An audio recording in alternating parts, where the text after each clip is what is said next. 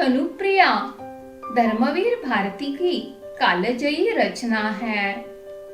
इसमें कनुप्रिया अर्थात कान्हा, कृष्ण, कन्हैया, कनु की प्रिया मतलब राधा के मन की कोमलतम भावनाओं का चित्रण है। धर्मवीर भारती जी ने राधा की दृष्टि से कनु को देखा है। इस रचना के 5 अंश हैं। आपके अभ्यासक्रम में 4 अंश रखे हुए हैं। पूर्ण कविता में राधा स्वयं बोल रही है। भारती जी की राधा एकदम अलग है। राधा एक इंटेलिजेंट लड़की है जो कृष्ण के सामने लड़ती रहती है। भारती जी की राधा कृष्ण से महाभारत के युद्ध को लेकर कई प्रश्न पूछती है। महाभारत युद्ध में हुई जय पराजय, कृष्ण की भूमिका, युद्ध का उद्देश्य, युद्ध की भयानकता, प्रचंड संहार आदि बातों से संबंधित राधा का कृष्ण से हुआ संवाद यहाँ उद्धृत है। कनुप्रिया आधुनिक मूल्यों का काव्य है। उसकी मूल संवेदना आधुनिक धरातल पर उत्पन्न हुई है। इसका आधार मिथक है। मिथक का अर्थ है पौराणिक कथा प्रतीकात्मक रूप में लेकर योगिन संदर्भ के साथ जोड़ देना। भले ही राधा और कृष्ण की ये पौराणिक कथा हो, लेकिन आज के युग के साथ उसे जोड़ दिया है। राधा आज के युग की नारी का प्रतीक है। हमेशा पुरुष प्रधान संस्कृति में नारी को दोयम स्थान दिया गया। भगवान श्री कृष्ण ने प्रेम को त्याग कर युद्ध का अवलंब किया, लेकिन राधा अपने सखा कृष्ण से इतनी समर्पित हो गई कि अपने सखा कृष्ण से तन्मयता के क्षणों को जीना और उन्हीं क्षणों में अपने सखा कृष्ण की सभी लीलाओं की अनुभूति करना कनुप्रिया के भावात्मक विकास के चरण हैं। कनुप्रिया यह कृष्ण के प्रिया राधा की अनुभूतियों की गाथा है। ऐसा लगता है जैसे धर्मवीर भारती ने नारी के अंतर्मन की एक एक परत खोल कर देखी है। इस रचना में नारी के मन की संवेदनाओं और प्यार के सहज सौंदर्य का अप्रतिम चित्रण है। वेदना की घड़ियों में कनुप्रिया ही कृष्ण को सहारा दे सकती है।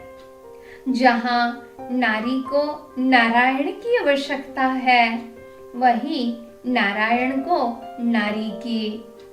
कृष्ण कितने भी निर्लिप्त हो, किंतु फिर भी संपूर्ण के लोभी है। वास्तव में राधा तो स्वयं शक्ति है। उसी की चेतना में से कृष्ण का प्रादुर्भाव हुआ है। उसी की चेतना में कृष्ण की रासलीला हुई और फिर चिर मिलन और चिर विरह की आध्यात्मिक गाथा बन गई कनुप्रिया। राधा और कृष्ण की प्रणय गाथा शाश्वत है। उसका कोई आरंभ या अंत नहीं है। भारती की कनुप्रिया केवल एक नारी नहीं, किंतु नारी के अनेक रूपों का एक समन्वय है। राधा शक्ति है, पर अपनी मानवीय चेतना में अपनी सीमाओं से परिचित है। उसे पता है कि कृष्ण भगवान है और वह एक पार्थिव शरीर। कृष्ण अपने कर्तव्य पालन के लिए धरती पर अवतरित हुए हैं। अपना कर्तव्य समाप्त करके उन्हें विष्णु लोक वापस जाना ही होगा, जहां राधा की पहुंच नहीं है। राधा को छोड़कर कृष्ण का जाना और इस पर राधा के अंतर्मन की अभिव्यक्ति। आइए धर्मवीर भारती जी के कनुप्रिया की एक पहली कविता सेतु में इस सर्ग में प्रवेश करते हैं। तो आपके पाठ्य पुस्तक में पन्ना नंबर 73 पर देखिए, पहले कविता पढ़ती हूं मैं। 4 अंश है। यह पहला अंश हम इस वीडियो में देख रहे हैं, जिसका शीर्षक है हेतु सेतु में। इसका वाचन करते हैं। नीचे की घाटी से ऊपर के शिखरों पर जिसको जाना था वह चला गया। हाय मुझी पर पग रख, मेरी बाहों से इतिहास तुम्हें ले गया। सुनो कनु सुनो, क्या मैं सिर्फ एक सेतु थी तुम्हारे लिए? लीला भूमि और युद्ध क्षेत्र के अलंघ्य अंतराल में अब इन सूने शिखरों मृत्यु घाटियों में बने सोने के पतले गुंथे तारों वाले पुल सा निर्जन निरर्थक कांपता सा यहाँ छूट गया। मेरा यह सेतु जिस्म जिसको जाना था वह चला गया। यह पहला अंश है। इससे पहले अंश में जो कठिन शब्द आए हुए हैं वे पहले लिखिए। ठीक है, देखिए स्लाइड पर कठिन शब्द रखे हुए हैं इस सर्ग के अंतर्गत जो आ गए हैं। पहला शब्द कनु, कनु अर्थात कान्हा कृष्ण। सेतु, सेतु मतलब पुल, पुल मतलब ब्रिज, नदी पर जो पुल होता है एक किनारे से दूसरे किनारे को जोड़ने वाला। घाटी, घाटी का अर्थ है वादी कहते हैं उसे, या मैदान कहते हैं। पग, पग मतलब पांव, पैर। दो समानार्थी शब्द यहाँ पर बता रही हूँ। अंतराल, अंतराल मतलब अवकाश। अलंघ्य, अलंघ्य म्हणजे दुर्गम, अजेय, या जिसे लांघ नहीं सकता है उसे क्या कहते हैं? अलंघ्य। गुंथे, उलझे। जिस्म, जिस्म मतलब देह, शरीर। निर्जन अर्थात निर्मनुष्य। और शिखर, शिखर का अर्थ है सबसे ऊंचा। तो देखिए सेतु में इस रचना में कनुप्रिया क्या बातें कर रही है। पन्ना नंबर 70 पर 71 पर इस कविता का अर्थ आपके पुस्तक में रखा हुआ है। कठिन नहीं है यह भाग।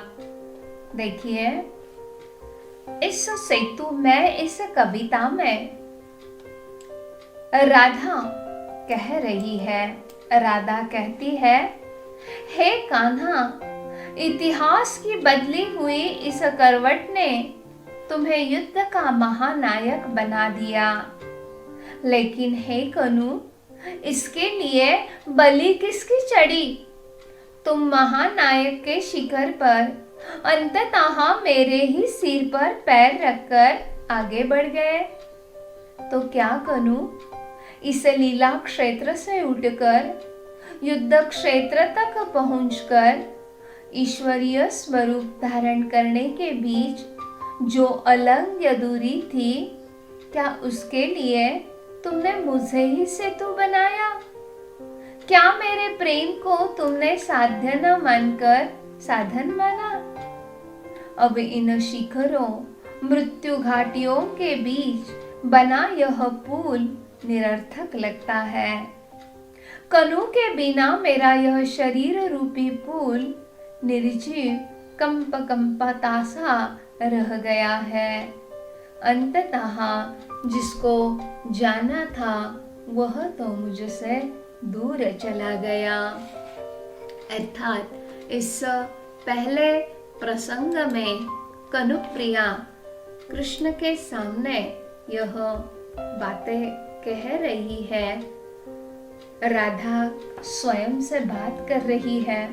राधा के दो रूप आप लोगों को दिखाई देता है। यहाँ पानी में प्रतिबिंब का चित्र मैं आपके सामने रख रही हूँ। चेतन और अचेतन मन में बसी हुई यह राधा स्वयं से बातें कर रही है और इसमें वह भगवान श्री कृष्ण युद्ध के लिए भगवान के दो रूप, ईश्वरीय रूप धारण करने वाले भगवान श्री कृष्ण और युद्ध के लिए लिया हुआ रूप हम लोग देखते हैं।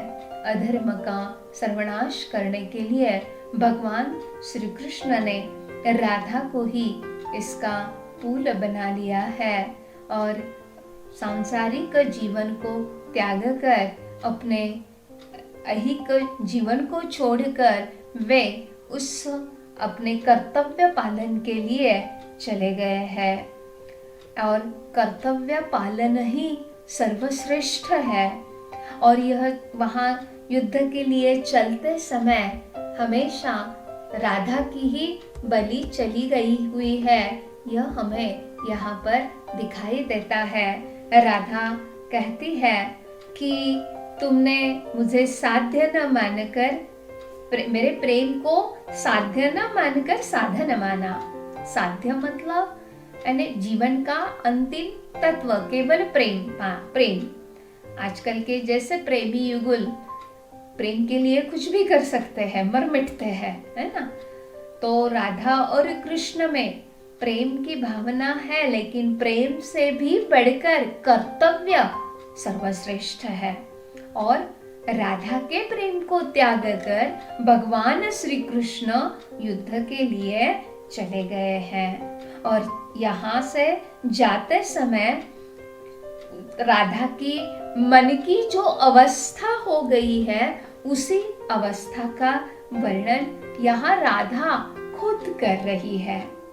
सेतु मैं मतलब राधा श्री कृष्ण को कहती है कि तुम ही सेतु बने, मुझे ही तूने पुल बना लिया है, लेकिन मेरा शरीर रूपी यह पुल अब निर्जीव हो गया है, क्योंकि इस शरीर में श्री कृष्ण के बिना यानी वही सांस है, वही उसका जीवन है और उसके चले जाने के बाद ये निर्जीव शरीर बन जाता है।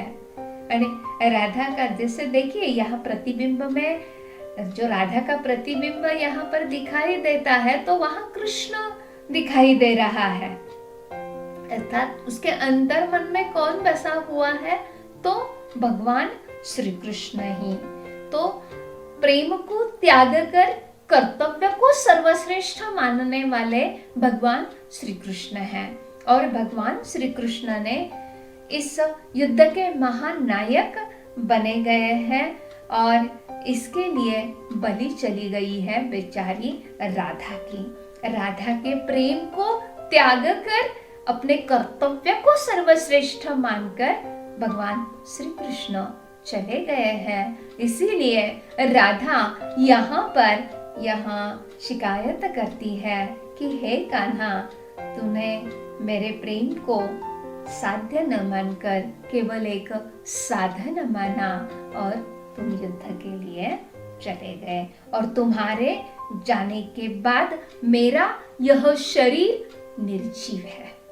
तो इस प्रकार इस सेतु में इस सर्ग के अंतर्गत राधा और कृष्ण इन दोनों के प्रेम का वर्णन और राधा अपने अंतर्मन की बात करते हुए कह रही है कि भगवान श्री कृष्ण ने इस महाभारत के युद्ध में राधा के प्रेम को त्यागा और कर्तव्य को सर्वश्रेष्ठ माना।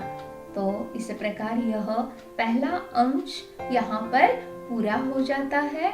मुझे विश्वास है कि आप इस पहले अंश को अच्छी तरह से समझ गए होंगे। धन्यवाद।